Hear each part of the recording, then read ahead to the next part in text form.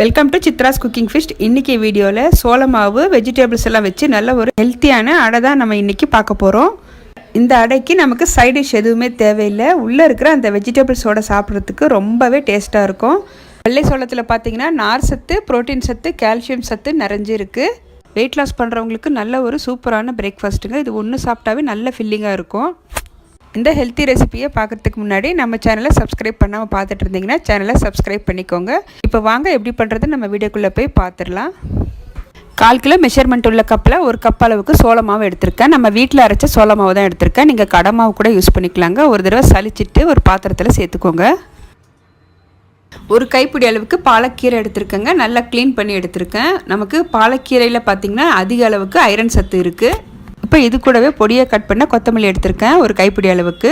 ஒரு வெள்ளரிக்காய் துருவி சேர்த்துருக்கேன். நம்ம நீர் சத்து நிறைஞ்சுள்ள காய்கறிகள் எது வேணாலும் சேர்த்துக்கலாங்க. இப்போ இது கூடவே துருவின கேரட் சேர்த்துருக்கேன். ஒரு பெரிய வெங்காயம் கட் பண்ணி சேர்த்துருக்கேன்.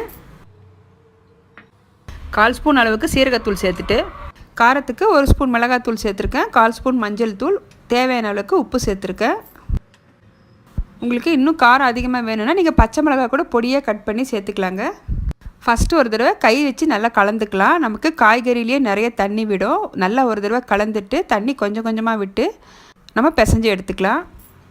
நம்ம இதே மெத்தடில் எல்லா வெஜிடபிள்ஸும் சேர்த்து ராகி அடை, கம்பு அடை கூட செஞ்சு சாப்பிட்லாங்க. வாரத்தில் ஒரு தடவை சிறுதானியத்தில் நம்ம அடை செஞ்சு சாப்பிடும்போது உடம்புக்கு ரொம்பவே நல்லது. தண்ணி எனக்கு மாவு எடுத்த கப்பில் ஒரு 1/4 கப் அளவுக்கு தான் தண்ணி தேவைப்பட்டுச்சு. இப்போ இந்த பதத்தில் இருக்குது. இது கரெக்டாக இருக்குது. நாம் இப்போ அடை தட்டி எடுத்துக்கலாம். இந்த அடை தட்டுறதுக்காக நான் ஒரு கவர் யூஸ் பண்ணியிருக்கேங்க. நீங்கள் வாழை இலை இல்லைன்னா நீங்கள் காட்டன் கிளாத் கூட யூஸ் பண்ணிக்கலாம். இந்த கவரில் லைட்டாக நான் எண்ணெய் சேர்த்துருக்கேன். லைட்டாக நம்ம கையை தண்ணியில் நனைச்சிட்டு ப்ரெஸ் பண்ணிகிட்டே வரும்போது நமக்கு நல்ல ரவுண்ட் ஷேப்பாக கிடைக்கும். நிதானமாக நம்ம ஒரு ரவுண்ட் ஷேப்பில் தட்டி எடுத்துக்கலாங்க. இது செய்கிறது ரொம்பவே ஈஸி. இந்த மாதிரி உங்களுக்கு செய்ய வரலன்னா கொஞ்சம் தண்ணி விட்டு தோசை மாவு பதத்துக்கு கரைச்சிட்டு நீங்கள் தோசை மாதிரி கூட ஊற்றி எடுத்துக்கலாங்க. இப்போது அடை தட்டி எடுத்தாச்சுங்க. இப்போ தோசைக்கல் சூடாக இருக்குது. இந்த மாவு சேர்த்துக்கலாம். மாவு சேர்த்துட்டு ஒரு 5 நிமிஷம் கழித்து நம்ம திருப்பிக்கலாம். இப்போது ஒரு பக்கம் நல்லா வெந்திருக்குங்க. அடுத்த பக்கம் திருப்பிக்கலாம். நான் 1 ஸ்பூன் அளவுக்கு எண்ணெய் சேர்த்துக்கிறேன்.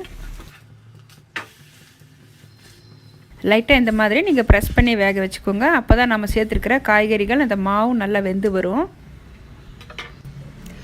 இப்போ 2 பக்கமும் நல்லா மாவு வெந்திருக்குங்க. இப்போ நம்ம ஒரு பிளேட்டுக்கு ட்ரான்ஸ்ஃபர் பண்ணிக்கலாம். இப்போ இதே மாதிரி இருக்கிற மாவில் நான் ரெடி பண்ணி எடுத்துக்கிறேன். இப்போது அடுத்ததும் தட்டி ரெடியாக இருக்குங்க. இப்போ இதுவும் நல்லா 2 பக்கமும் ஃப்ரை பண்ணி எடுத்துக்கலாம். இந்த அடை சாப்பிட்றதுக்கு நல்லா சாஃப்டாகவும் ரொம்ப டேஸ்ட்டாகவும் இருக்கும். உள்ளே இருக்கிற அந்த வெஜிடபிள்ஸோடு சாப்பிட்றதுக்கு ரொம்ப சூப்பராக இருக்கும். கண்டிப்பாக மிஸ் பண்ணாமல் இந்த ரெசிபியை ட்ரை பண்ணுங்கள். இதே மாதிரி கம்பு, ராகி மாவுலேயும் செஞ்சு பாருங்கள். அதுவும் ரொம்ப சாஃப்டாக இருக்கும் சாப்பிட்றதுக்கு. இப்போ எல்லாமே நான் ரெடி பண்ணி எடுத்தாச்சு. இந்த வீடியோ உங்களுக்கு பிடிச்சிருந்ததுன்னா வீடியோவுக்கு லைக் பண்ணுங்கள். நம்ம சித்ராஸ் குக்கிங் ஃபிஷ் சேனலை சப்ஸ்கிரைப் பண்ணிவிட்டு பெல் பட்டனை ப்ரெஸ் பண்ணி ஆளுங்கிற ஆப்ஷனை கிளிக் பண்ணி வச்சுக்கோங்க. அப்போ தான் நான் போடுற வீடியோஸ் உங்களுக்கு தொடர்ந்து நோட்டிஃபிகேஷனாக வரும். தேங்க்ஸ் ஃபார் வாட்சிங்.